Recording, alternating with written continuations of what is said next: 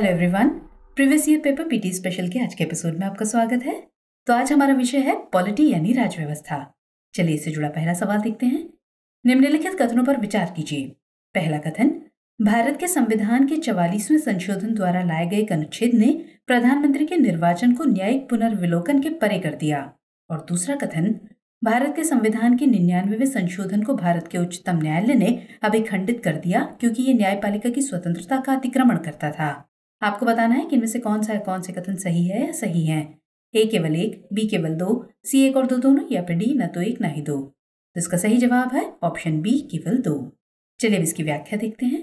प्रधानमंत्री के निर्वाचन को 42वें संविधान संशोधन के द्वारा न्यायिक पुनर्विलोकन के परे किया गया था, इसलिए कथन ये गलत है। 99वें संविधान संशोधन को उच्चतम न्यायालय ने निरस्त कर दिया है, इसलिए कथन 2 सही है। चलिए अगला सवाल, निम्नलिखित कथनों पर विचार कीजिए। एक, न्यायाधीश जांच अधिनियम 1968 के अनुसार भारत के उच्चतम न्यायालय के किसी न्यायाधीश पर महाभियोग चलाने के प्रस्ताव को लोकसभा के अध्यक्ष द्वारा अस्वीकार नहीं किया जा सकता।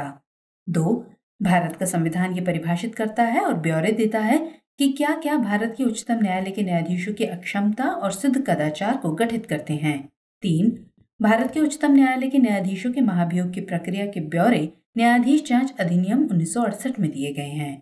और 4, यदि किसी न्यायाधीश के महाभियोग के प्रस्ताव को मतदान हेतु लिया जाता है तो विधि द्वारा अपेक्षित है कि यह प्रस्ताव संसद के प्रत्येक सदन द्वारा समर्थित हो और उस सदन की कुल सदस्य संख्या के बहुमत द्वारा तथा संसद के उस सदन के कुल उपस्थित और मत देने वाले सदस्यों के कम से कम 2/3 द्वारा समर्थित हो।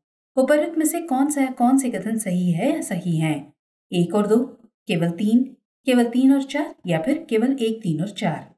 तो इसका सही जवाब होगा ऑप्शन सी, केवल 3 और 4। न्यायाधीश जांच अधिनियम 1968 के अनुसार भारत के उच्चतम न्यायालय के किसी न्यायाधीश पर महाभियोग चलाने के प्रस्ताव को लोकसभा के अध्यक्ष द्वारा स्वीकार या अस्वीकार किया जा सकता है, इसलिए विकल्प 1 गलत है। विकल्प 2 भी गलत है क्योंकि भारत के उच्चतम न्यायालय के न्यायाधीश की अक्षमता और सिद्ध कदाचार के बारे में ब्यौरा न्यायाधीश जांच अधिनियम 1968 में दिया गया है। विकल्प 3 तथा विकल्प 4 सही हैं। चलिए आगे बढ़ते हैं। किस प्रधानमंत्री के कार्यकाल के दौरान भारत के संविधान में 9वीं अनुसूची को पुनः स्थापित किया गया था? जवाहरलाल नेहरू, लाल बहादुर शास्त्री, इंदिरा गांधी, या फिर मोरारजी देसाई? जवाब होगा ऑप्शन ए, जवाहरलाल नेहरू। प्रथम संविधान संशोधन अधिनियम 1951 के द्वारा भारत के संविधान में 9वीं अनुसूची को पुनः स्थापित किया गया था। उस समय भारत के प्रधानमंत्री पंडित जवाहरलाल नेहरू थे। नेक्स्ट सवाल, निम्नलिखित कथनों पर विचार कीजिए। संसद निरर्हता निवारण अधिनियम 1959 कई पदों को लाभ का पद के आधार पर निरर्हता से छूट देता है। दूसरा कथन, उपर्युक्त अधिनियम 5 बार संशोधित किया गया था। और तीसरा कथन, शब्द लाभ का पद भारत के संविधान में भली भांति परिभाषित किया गया है। आपको बताना है कि इनमें से कौन से कथन सही है या सही है। केवल 1 और 2, केवल 3, केवल 2 और 3, या फिर 1, 2 और 3? सही जवाब होगा ऑप्शन ए, केवल 1 और 2। संसद निरर्हता निवारण अधिनियम 1959 की धारा 3 में कई पदों को लाभ का पद के आधार पर निरर्हता से छूट देता है, इसलिए विकल्प 1 सत्य है। विकल्प 2 भी सत्य है क्योंकि शब्द लाभ का पद को भारतीय संविधान में स्पष्ट तरीके से परिभाषित नहीं किया गया है। चलिए आगे बढ़ते हैं। भारत के संविधान की किस अनुसूची के अधीन जनजातीय भूमि का खनन के लिए निजी पक्षकारों को अंतरण अकृत और शून्य घोषित किया जा सकता है? तीसरी अनुसूची, 5वीं अनुसूची, 9वीं अनुसूची, या फिर 12वीं अनुसूची? इसका सही उत्तर है विकल्प बी, 5वीं अनुसूची। भारत के संविधान की 5वीं अनुसूची के अधीन जनजातीय भूमि के खनन के लिए निजी पक्षकारों को अंतरण अकृत और शून्य घोषित किया जा सकता है। अगला प्रश्न, भारत के संविधान के संदर्भ में सामान्य विधियों में अंतर्विष्ट प्रतिषेध अथवा निर्बंधन अथवा उपबंध अनुच्छेद 142 के अधीन संवैधानिक शक्तियों पर प्रतिषेध अथवा निर्बंधन की तरह कार्य नहीं कर सकते। निम्नलिखित में से कौन सा एक इसका अर्थ हो सकता है? ए, भारत के निर्वाचन आयोग द्वारा अपने कर्तव्यों का निर्वहन करते समय लिए गए निर्णयों को किसी भी न्यायालय में चुनौती नहीं दी जा सकती। बी, भारत का उच्चतम न्यायालय अपनी शक्तियों के प्रयोग में संसद द्वारा निर्मित विधियों से बाध्य नहीं होता। सी, देश में गंभीर वित्तीय संकट की स्थिति में भारत का राष्ट्रपति मंत्रिमंडल के परामर्श के बिना वित्तीय आपात घोषित कर सकता है। या फिर डी, कुछ मामलों में राज्य विधानमंडल संघ विधानमंडल की सहमति के बिना विधि निर्मित नहीं कर सकते। इसका सही जवाब होगा ऑप्शन बी। अनुच्छेद 142 के तहत सुप्रीम कोर्ट अपने क्षेत्राधिकार का इस्तेमाल कर डिक्री या आदेश पारित करता है। अगर जरूरी हो तो किसी भी पेंडिंग मामले में वो आदेश पारित कर सकता है। यह आदेश देश भर में लागू होगा। संसद में कानून लागू कराने के लिए भी आदेश जारी कर सकता है। चलिए अगला प्रश्न, भारत के किसी राज्य की विधानसभा के संदर्भ में निम्नलिखित कथनों पर विचार कीजिए। 1. वर्ष के प्रथम सत्र के प्रारंभ में राज्यपाल सदन के सदस्यों के लिए रूढ़िगत संबोधन करता है। और 2. जब किसी विशिष्ट विषय पर राज्य विधानमंडल के पास कोई नियम नहीं होता तो उस विषय पर वह लोकसभा के नियम का पालन करता है। उपरोक्त में से कौन सा है, कौन से कथन सही है या सही है? केवल एक, केवल दो, एक और दो दोनों, या फिर ना तो एक ना ही दो? इसका सही जवाब होगा ऑप्शन सी, एक और दो दोनों। राज्यपाल विधानमंडल के प्रत्येक चुनाव के पश्चात पहले और प्रतिवर्ष के पहले सत्र को संबोधित कर सकता है, इसलिए कथन एक सही है। जब किसी विशिष्ट विषय पर राज्य विधानमंडल के पास कोई नियम नहीं होता तो उस विषय पर वो लोकसभा के नियम का पालन करता है, इसलिए कथन 2 भी सही है। आगे बढ़ते हैं। निम्नलिखित कथनों पर विचार कीजिए। पहला कथन, भ्रष्टाचार के विरुद्ध संयुक्त राष्ट्र कन्वेंशन यानी United Nations convention against corruption, संक्षिप्त में यूएनसीएसी का भूमि, समुद्र और वायु मार्ग से प्रवासियों की तस्करी के विरुद्ध एक प्रोटोकॉल होता है। दूसरा कथन, यूएनसीएसी अब तक का सबसे पहला विधितः बाध्यकारी सार्वभौम भ्रष्टाचार निरोधी लिखत है। तीसरा कथन, राष्ट्रपार संगठित अपराध के विरुद्ध संयुक्त राष्ट्र कन्वेंशन यानी United Nations convention against transnational organised crime, संक्षिप्त में यूएनटीओसी की एक विशिष्टता ऐसे एक विशिष्ट अध्याय का समावेशन है जिसका लक्ष्य उन संपत्तियों को उनके वैध स्वामियों को लौटाना है जिनसे वे अवैध तरीके से ले ली गई थी। और चौथा कथन, मादक द्रव्य और अपराध विषयक संयुक्त राष्ट्र कार्यालय यानी United Nations office on drugs and crime, संक्षिप्त में यूएनओडीसी, संयुक्त राष्ट्र के सदस्य राज्यों द्वारा यूएनसीएसी और यूएनटीओसी दोनों के कार्यान्वयन में सहयोग करने के लिए अधिदेशित है। उपरोक्त में से कौन से कथन सही हैं? केवल 1 और 3, केवल 2 और 4, या फिर 1, 2, 3 और 4? तो इसका सही जवाब होगा ऑप्शन सी, केवल 2 और 4। चलिए इसकी व्याख्या देखते हैं। यूएनसीएसी ये भ्रष्टाचार के खिलाफ संयुक्त राष्ट्र कन्वेंशन एकमात्र कानूनी रूप से बाध्यकारी सार्वभौमिक भ्रष्टाचार विरोधी उपकरण है। संयुक्त राष्ट्र के अधिकांश सदस्य देश कन्वेंशन के पक्षकार हैं। कन्वेंशन में मुख्यतः 5 क्षेत्र शामिल हैं। ये हैं निवारक उपाय, अपराधीकरण और कानून प्रवर्तन, अंतर्राष्ट्रीय सहयोग, संपत्ति की वसूली, तकनीकी सहायता और सूचना का आदान प्रदान। इसलिए कथन 1 गलत है और कथन 2 सही है। वहीं यूएनओडीसी का लक्ष्य उन संपत्तियों को उनके वैध स्वामियों को लौटाना है जिनसे वे अवैध तरीके से ले ली गई थी। इसलिए कथन 3 में यूएनटीओसी की जगह यूएनओडीसी होगा। कथन 4 सत्य है। अगला सवाल, भारत के संविधान का कौन सा अनुच्छेद अपनी पसंद के व्यक्ति से विवाह करने के किसी व्यक्ति के अधिकार को संरक्षण देता है? अनुच्छेद 19, अनुच्छेद 21, अनुच्छेद 25 या फिर अनुच्छेद 29? जवाब होगा ऑप्शन बी, अनुच्छेद 21। उच्चतम न्यायालय ने हादियाबाद के निर्णय में कहा कि अनुच्छेद 21 अपनी पसंद के व्यक्ति से विवाह करने के किसी व्यक्ति के अधिकार को संरक्षण प्रदान करता है।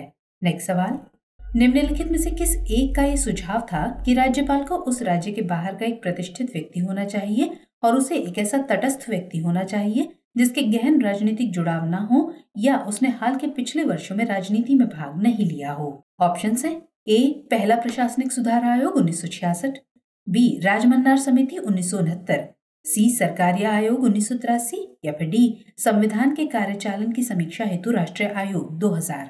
इसका सही आंसर है ऑप्शन सी, सरकारिया आयोग 1983।